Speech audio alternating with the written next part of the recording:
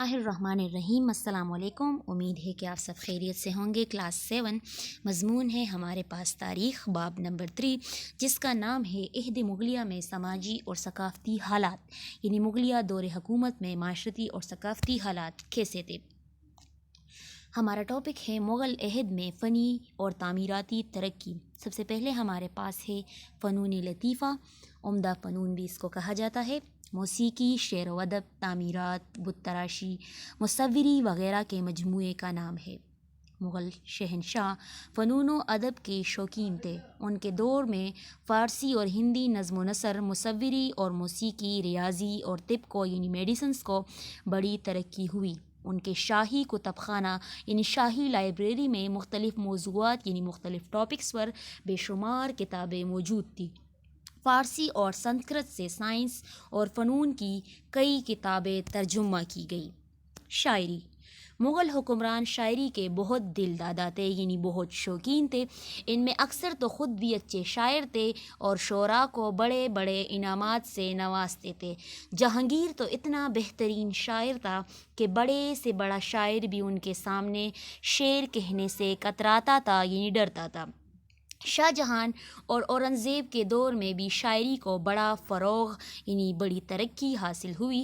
اورنگزیب کی بیٹی زیب النساء ایک اچھی شاعرہ تھی۔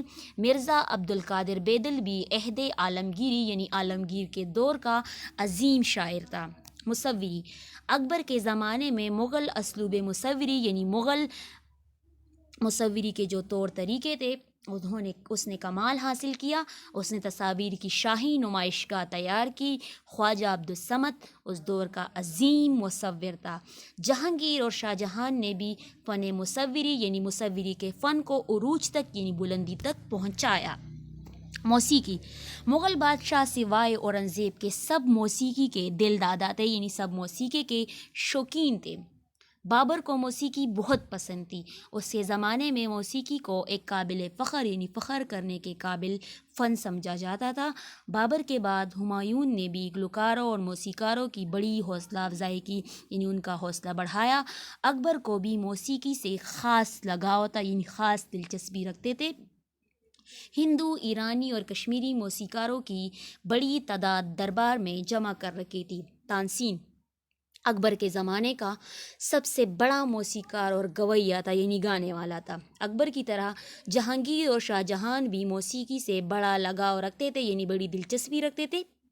جگن ناتھ، عہد شاہ جہانی یعنی شاہ جہاں کے دور کا بہت بڑا موسیقار تھا۔ بادشاہ اکثر انعامات سے نوازتا تھا۔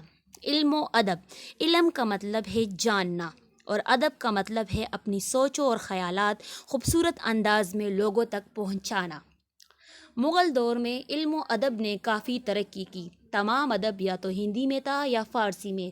بابر کو فارسی کے علاوہ ترکی پر بھی عبور حاصل تھا، یعنی ترکی بھی ان کو آتی تھی۔ اس نے اپنی سوانح عمری یعنی تحریری حالات زندگی ترکی زبان میں لکھی۔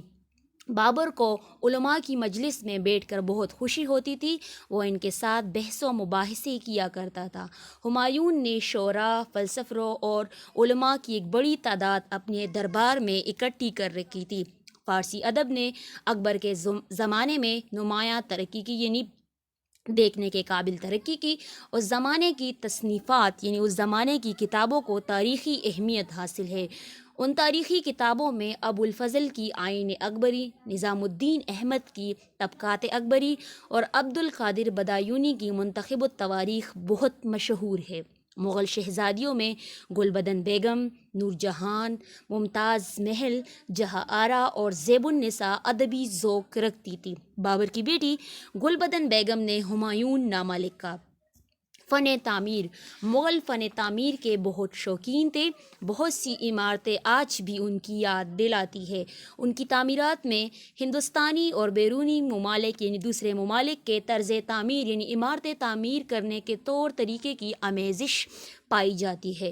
مغلوں کے یہ تعمیری کارنامے اسلامی عہد حکومت یعنی اسلامی دور حکومت کی ہمیشہ میراث رہیں گے، یعنی ورثہ رہے گا۔ بابر کے عہد کی دو عمارتیں یعنی جامع مسجد اور کابل باغ پانی پت ہے، جن میں جامع مسجد اب تک موجود ہے۔ ہمایوں کا عہد حکومت یعنی ہمایوں کا دور حکومت لڑائیوں میں گزرا، لیکن پھر بھی اس نے قلعہ دین پناہ دہلی میں اور فتح آباد پنجاب میں ایک مسجد تعمیر کی۔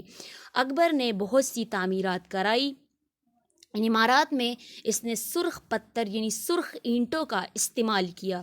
اکبر نے ان عمارتوں میں جدید طرز تعمیر کی بنیاد ڈالی۔ اس نے ہندو اور مغل طرز تعمیر کو ملا کر نئے طرز کی عمارات بنوائی۔ ان عمارات میں دہلی میں ہمایوں کا مقبرہ، فتح پور سکری کا بلند دروازہ، شیخ سلیم چشتی کا مقبرہ، لاہور اور اٹک کے شاہی قلعے، شاہی محل اور آگرہ میں جامع مسجد آج بھی قابل دید ہے یعنی دیکھنے کے قابل ہے۔ لاہور کے قلعے کی عمارتوں میں جہانگیر، شاہجہاں اور اورنگزیب نے مزید اضافہ کیا۔ جہانگیر کے عہد میں یعنی جہانگیر کے دور میں نور جہاں نے اپنے والد کا مقبرہ آگرہ میں سفید سنگ مرمر سے بنوایا۔ اسکندریہ میں اکبر کا مقبرہ بھی جہانگیر کے عہد کی یعنی جہانگیر کے دور کی نمایاں عمارات میں سے ہے یعنی دیکھنے کے قابل عمارات میں سے ہے۔ جہانگیر کا مقبرہ بھی نور جہاں نے شاہدرہ لاہور کے قریب دریا راوی کے کنارے بنوایا۔ جہانگیر کو عمارات کی نسبت یعنی عمارات کی برعکس باغات اور مصوری سے زیادہ لگاؤ تھا یعنی زیادہ دلچسپی باغات اور مصوری میں رکھتے تھے۔ لاہور میں شالیمار باغ اور نشاط باغ کشمیر اس کے عہد کی یعنی اس کے دور کی یادگاریں ہے۔ مغل بادشاہوں میں شاہ جہاں کو تعمیرات میں زیادہ دلچسپی لینے کی وجہ سے امتیازی حیثیت یعنی خاص حیثیت حاصل ہے، اس لیے اسے مورخین یعنی تاریخ لکھنے والے فن تعمیرات کا بادشاہ کے نام سے یاد کرتے ہیں۔ اس کی اہم عمارتوں میں دیوان عام و خاص قلعہ دہلی، جامع مسجد دہلی، موتی مسجد آگرہ اور تاج محل آگرہ ہے۔ اس کی عمارتوں میں اسلامی رنگ نمایاں ہے یعنی اسلامی رنگ نظر آتا ہے۔ اس کی تعمیرات میں سفید سنگ مرمر استعمال کیا گیا ہے۔ اورنگزیب کے عہد میں یعنی اورنگزیب کے دور میں لاہور کی بادشاہی مسجد اور ڈھاکہ میں جامع مسجد اور قلعہ لال باغ تعمیر ہوئے۔ یہ عمارتیں بھی خوبصورتی میں لاثانی ہیں یعنی بے مثال ہے۔ اس سے ریلیٹڈ کوسچن آپ نے اپنے کاپیز میں نوٹ ڈاؤن کرنے ہیں۔ سوال ہے ہمارے پاس، مغل حکمرانوں نے فن موسیقی کی کس طرح حوصلہ افزائی کی؟ جواب ہے، مغل حکمران موسیقی کو بہت پسند کرتے تھے۔ بادشاہ اکبر موسیقاروں کو انعامات دیا کرتے تھے۔ دوسرا سوال ہے، عہد مغلیہ میں معاشرتی اور ثقافتی ترقی پر نوٹ لکھ کے۔ جواب ہے، عہد مغلیہ میں معاشرتی ترقی، یہ آپ کے پاس ہیڈنگ ہے۔ عہد مغلیہ میں لوگوں کی معاشرتی زندگی اوسط درجے کی تھی۔ لوگ لذیذ غذائیں کھاتے تھے اور اچھا لباس استعمال کرتے تھے۔ عام لوگوں کی زندگی سادہ اور خوشحال تھی، جبکہ امیر لوگ پرآسائش زندگی گزارتے تھے۔ عہد مغلیہ میں ثقافتی ترقی، یہ بھی آپ کے پاس ہیڈنگ ہے۔ مغل حکمرانوں نے فارسی اور ہندی ادب کی حوصلہ افزائی کی۔ بڑے شعراء ان کی دربار میں ہر وقت موجود ہوتے۔ مغل دور میں بادشاہوں کی خاص دلچسپی کی وجہ سے مصوری اور موسیقی کو ترقی حاصل ہوئی۔ امید ہے کہ آپ سب کو سمجھ آ گئی ہوگی۔ آپ سب کا بہت بہت شکریہ۔